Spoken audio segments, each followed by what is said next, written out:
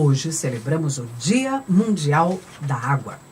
Criado em 1993 pela Assembleia Geral da ONU, o dia tem como objetivo aumentar a consciência sobre a importância da conservação, preservação e proteção dos recursos hídricos. E hoje nós vamos conhecer um pouco sobre o panorama do saneamento básico do país. Com o professor Pedro Luiz Cortes, professor da ECA e do Programa de Pós-Graduação em Ciência Ambiental do Instituto de Energia e Ambiente aqui da USP. Ele é coordenador da Rede Internacional de Estudos sobre Meio Ambiente e Sustentabilidade e participa do projeto temático FAPESP Governança Ambiental da Macrometrópole Paulista. Bom dia, professor. Bom dia, Roxane. Bom dia, ouvintes. É um prazer falar com vocês. E vamos, então, nesse Dia Mundial da Água, falar sobre o panorama do saneamento básico no país. A pergunta, né? A gente sabe que não tem muito a ser feito nesse item da infraestrutura básica do país. O panorama não é dos melhores, né? Vejamos algumas informações aqui. 38,6% dos brasileiros contam com esgoto não coletado e não tratado, né? Ou seja, não contam com um serviço de coleta e tratamento de esgoto nas suas residências. 18,8% contam com esgoto coletado, mas não tratado. E, no final, sobram apenas 42,6% dos habitantes que contam com esgoto coletado e tratado, ou seja, menos da metade da população do Brasil tem o esgoto coletado e tratado em suas residências. Mas as informações negativas não ficam apenas por aí, né? Apenas 83,5% dos brasileiros são atendidos com abastecimento de água tratada, que é um serviço extremamente básico, um serviço fundamental, ou seja, nós não temos algo próximo a 100% da população atendida, né, por um serviço de abastecimento de água. Na região norte, 57% da população é abastecida com água tratada. Esse índice sobe para 73% na região nordeste, e na região sudeste, na região sul e na região centro-oeste, isso varia em torno aí de 89% até 91%, né, dependendo um pouco da região. Ou seja, mesmo nas regiões mais abastadas, nós não temos aí um serviço que atenda quase a totalidade da população. Então, em resumo, enquanto 83,5% da população recebe água tratada, né, na média nacional, apenas metade dela conta com esgoto tratado. A prioridade que tem sido dada pelos governantes tem sido, no máximo, o fornecimento de água tratada, e dificilmente eles prestam atenção na necessidade de coletar e tratar o esgoto. Como é uma obra não aparente, né, muito diferente de uma ponte, de um viaduto, muitas vezes isso é relegado aí a um último plano, né? Mas o cenário desalentador ele não para apenas por aí, né? Se a gente pensar nas perdas na distribuição, nós temos que o norte perde cerca de 55% da água durante o processo de distribuição. Nossa, ou seja, mais da metade da água coletada, tratada, ela se perde, né, por vazamentos na rede durante a distribuição. Na região nordeste, isso cai um pouco, vai para 46%, e nas demais regiões essas perdas giram em torno de 35%. Aqui, na verdade, deixa eu fazer um esclarecimento, não são perdas apenas no processo de distribuição. Por exemplo, a Sabesp, quando ela faz a conta aqui no estado de São Paulo, ela inclui também o furto de água, né? Então, aquela água que ela vê o quanto que ela produziu e o quanto que ela efetivamente distribuiu, né, anotou nos relógios, então dá uma diferença em torno aí de 30%, mas isso não só perdas por vazamento, mas também o furto de água, que muitas vezes é significativo. Ele ocorre não apenas em pequenos imóveis, mas muitas vezes grandes empreendimentos, hotéis, motéis, lavanderias, postos de gasolina, usam esse recurso para fraudar a companhia de abastecimento. E é claro, quem está roubando água não tem a mínima preocupação em poupar água, né?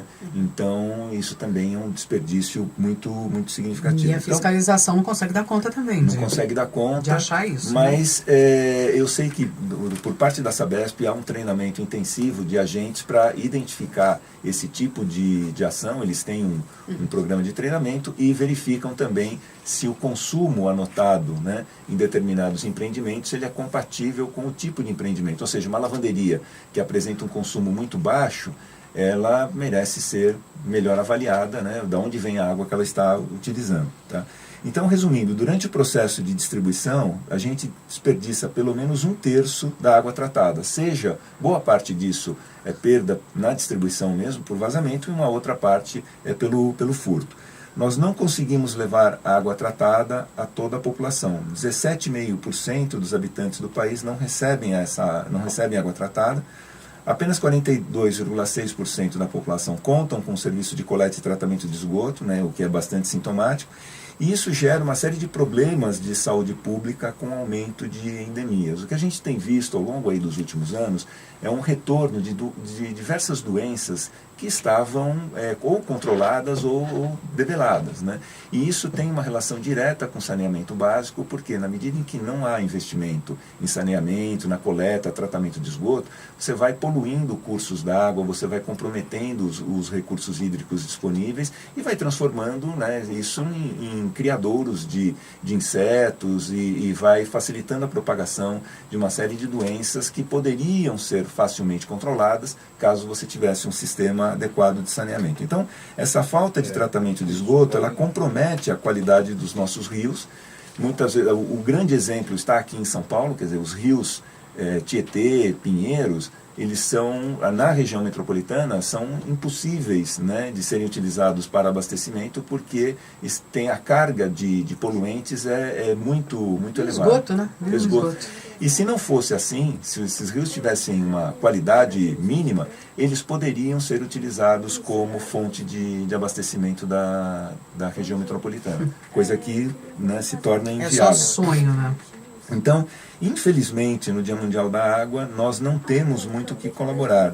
Antes disso, temos muito o que refletir sobre a situação atual dos nossos recursos hídricos e, recentemente, nós tivemos a crise hídrica que mostra o custo que pode gerar, do ponto de vista social, a falta da água numa grande região, nas grandes cidades. Então, há muito o que refletir nesse Dia Mundial da Água. E se me permite uma frase, quer dizer, um escândalo, um país como o Brasil, com o nosso tamanho, com as nossas riquezas, que quer ser, né, um país aí, quer entrar para a OCDE, né, quer ser um país moderno. Não oferecer o básico que é a infraestrutura de saneamento. Quer dizer, são Brasis assim, completamente incompatíveis. Exatamente. Né? A gente tem uma diferença social, escandaloso.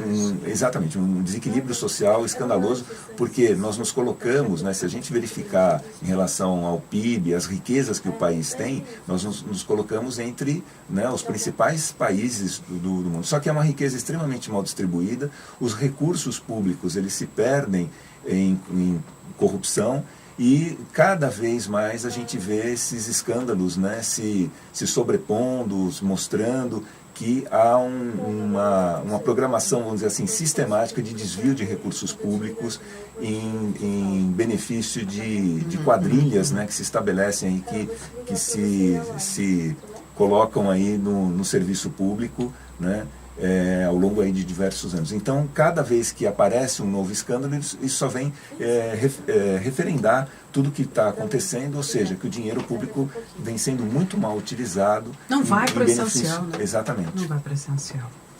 Professor Pedro Luiz Cortes, professor da ECA e do PROCAN, Programa de Pós-Graduação em Ciência Ambiental, do IEE, e coordenador da Rede Internacional de Estudos sobre Meio Ambiente e Sustentabilidade. Tem também um canal no YouTube, O Ambiente é Nosso Meio. Todos os vídeos estão lá, todos os nossos áudios estão lá, né? Bacana, as pessoas podem rever. Estamos só finalizando, estamos no programa na coluna 98, daqui a 2 semanas completamos uma centena de colunas. 100 temas aqui sobre meio ambiente, sempre às sextas-feiras.